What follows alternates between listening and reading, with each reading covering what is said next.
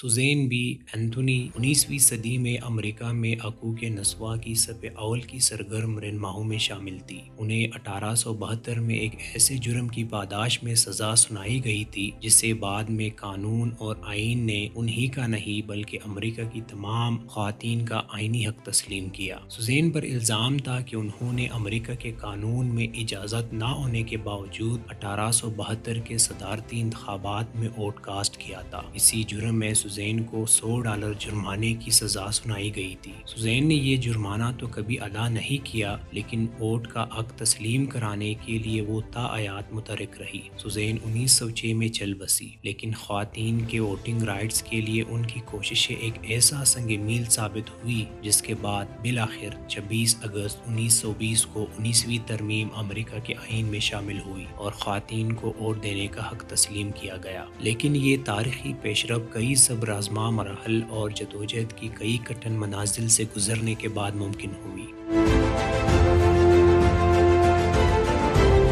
امریکہ کا آئین 1788 میں منظور ہوا، مگر اس میں تمام شہریوں کو ووٹ کا حق حاصل نہیں تھا۔ البتہ خانہ جنگی کے خاتمے کے بعد 1870 میں 15ویں آئینی ترمیم منظور کی گئی، جس میں تمام مرد شہریوں کو نسل، رنگ یا غلامی کی سابقہ حالت کی تفریق کے بغیر ووٹ کا حق دیا گیا، لیکن خواتین پھر بھی اس حق سے محروم رہی۔ خواتین کو ووٹ کا حق فراہم کرنے کے لیے کانگریس میں 1878 میں پہلی مرتبہ ترمیم متعارف کرائی گئی، لیکن اس پر قانون سازی نہ ہو سکی۔ امریکہ اور دنیا کے دیگر خطوں میں خواتین کے انتخابات میں حق رائے دہی کے حامیوں کو سفریجسٹ کہا جاتا ہے۔ یہ انگریزی کے لفظ سفریج سے ماخوذ ہے، جس کا مفہوم ووٹ دینا یا رائے دینا ہے۔ خواتین کے حق رائے دہی کے لیے چلنے والی سفریج تحریک کا آغاز نیو یارک میں سینیکا فالز کے میتھوڈسٹ چرچ میں منعقد ہونے والے ایک کنونشن سے ہوا۔ اس کنونشن میں امریکہ سے غلامی کے خاتمے کے لیے جدوجہد کرنے والے معروف سماجی رہنما فریڈرک سمیت لگ بھگ 300 افراد شریک ہوئے۔ البتہ اس کنونشن میں کوئی سیاہ فام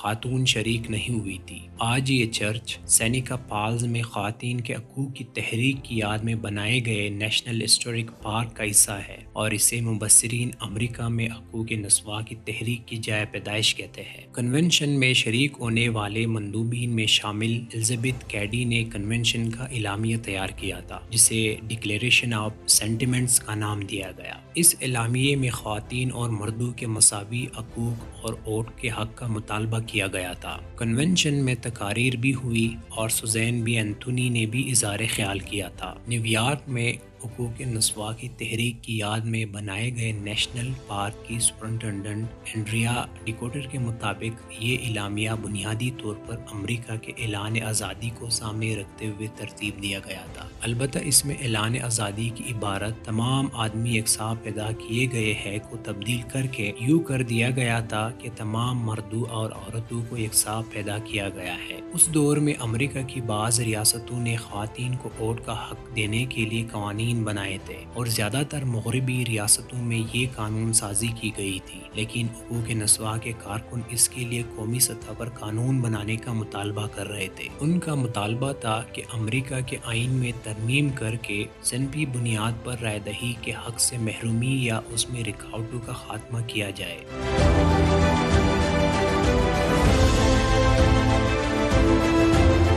19ویں صدی میں سوزین بی اینتھونی اور الزبتھ کیڈی جیسی خواتین رہنماؤں کی شروع کی گئی یہ تحریک جب 20ویں صدی میں داخل ہوئی تو اسے اگلی نسل کی قیادت میسر آئی۔ خواتین کے حق رائے دہی کی مورخ اور اس موضوع پر کتاب suffrage women's long battle for vote کی مصنفہ ایلن کیرل کے مطابق اب یہ تحریک کالج گریجویٹ خواتین کے ہاتھ میں تھی۔ امریکہ کی افرادی قوت میں ان خواتین کا حصہ 1/4 ہو چکا تھا۔ خواتین کو رائے دہی کا حق دلانے کے لیے اس تحریک میں انعام یافتہ مصنفین، شاعر اور فنکار بھی شامل تھے۔ اس تحریک نے 1916 میں ایک قدم آگے بڑھ کر احتجاج کا راستہ اختیار کیا۔ انہوں نے سڑکوں پر پریڈ کی، خاموش جلوس نکالے اور بھوک ہڑتالیں بھی کیے۔ ان خواتین کو ہراساں کیا گیا اور ان کا تمسخر اڑایا گیا۔ یہ خواتین ووٹ کے حق کے لیے عوامی مقامات پر تقریریں کرتی تھیں۔ دن کے کھانے کے وقفے کے دوران صنعتوں کے مرد مزدوروں کے ہجوم میں جا کر انہیں اپنے مطالبات سے آگاہ کرتی اور اکثر اپنے سامعین کو قائل کرنے میں کامیاب بھی ہو جاتی۔ عوامی سطح پر رابطوں اور آگاہی کے لیے کی گئی ان مسلسل کاوشوں کا نتیجہ یہ نکلا کہ کانگریس میں مسلسل التوا کا شکار رہنے کے بعد بالآخر 19ویں ترمیم کا مسودہ ریاستوں کو توثیق کے لیے بھجوا دیا گیا۔ امریکہ میں آئینی ترمیم سے قبل اس کی منظوری کے لیے 3/4 ریاستوں کی توثیق کی ضرورت ہوتی ہے۔ اس وقت امریکہ کی ریاستوں کی تعداد 48 تھی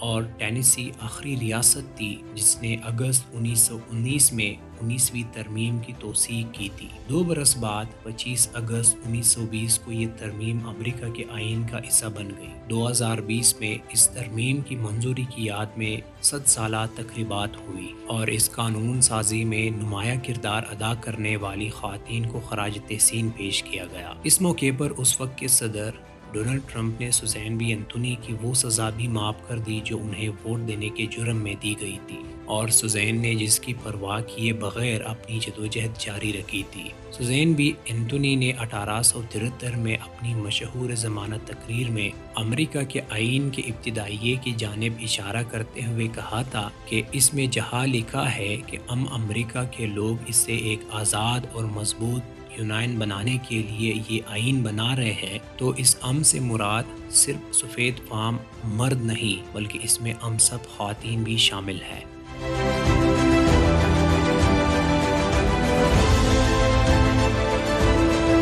نیو یارک میں حقوق نسواں کی تحریک کی یاد میں بنائے گئے نیشنل پارک کی سپرنٹنڈنٹ اینڈریا ڈیکوٹر کا کہنا ہے کہ 1870 میں 15ویں ترمیم کے ذریعے صرف سیاہ فام امریکی مردوں کو ووٹ کا حق دیا گیا تھا۔ ان کا کہنا ہے کہ اس کے بعد جب خواتین کے حق رائے دہی کی تحریک شروع ہوئی تو اس میں نسلی امتیاز برقرار رہا اور سینیکا سے جو تحریک شروع ہوئی تھی اس میں سیاہ فام خواتین کو شامل نہیں کیا گیا۔ جان ہاپکنز یونیورسٹی کے شعبہ تاریخ کی پروفیسر اور حقوق نسواں کی تحریک پر کتاب کی مصنف مارتا ایس جونز کے مطابق 2 صدیوں کے دوران سیاہ فام خواتین نے اپنی الگ تنظیموں کے ذریعے حقوق کی ایک متوازی تحریک چلائی تھی۔ ان تنظیموں میں چرچ کانفرنسز، شہری حقوق کی تنظیمیں اور غلامی کی مخالفت کے لیے قائم کی گئی تنظیمیں شامل تھیں۔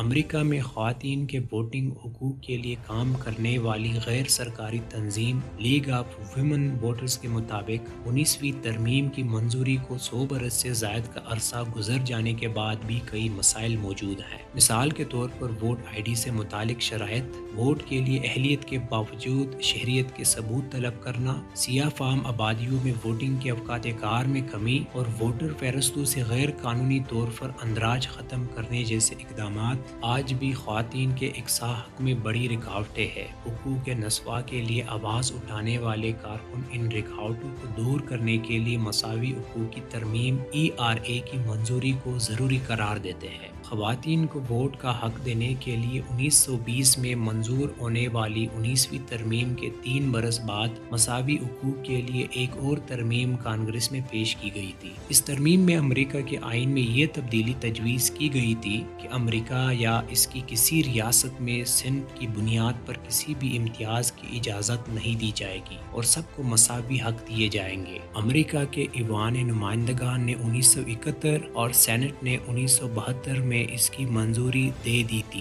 لیکن آئین میں ترمیم کے لیے امریکہ کی 3/4 یعنی 38 ریاستوں سے توثیق ضروری ہوتی ہے۔ گزشتہ برس جنوری میں ریاستوں کی یہ مطلوبہ تعداد ERA کی توثیق کر چکی ہے، تاہم یہ توثیق مقررہ مدت کے کئی برسوں بعد کی گئی ہے۔ امریکی کانگریس رواں برس جنوری میں ERA کی توثیق کے لیے وقت کی حد ختم کر چکی ہے، جس کے بعد ERA کے آئین میں شامل ہونے کی راہ ہموار ہو گئی ہے۔ فیمنسٹ میجورٹی فاؤنڈیشن کی صدر ایلینار سمیل کے نزدیک یکساں حقوق کی ترمیم سے یہ بات واضح ہو جاتی ہے کہ امریکہ کے آئین کے تحت تمام خواتین کے ساتھ یکساں سلوک لازم ہے۔ ان کا کہنا ہے کہ ERA سے اجرت، تعلیم، انشورنس وغیرہ میں خواتین کے ساتھ برتے جانے والے امتیازی سلوک کے خاتمے کے علاوہ اس سے خواتین پر تشدد کی روک تھام میں بھی مدد ملے گی۔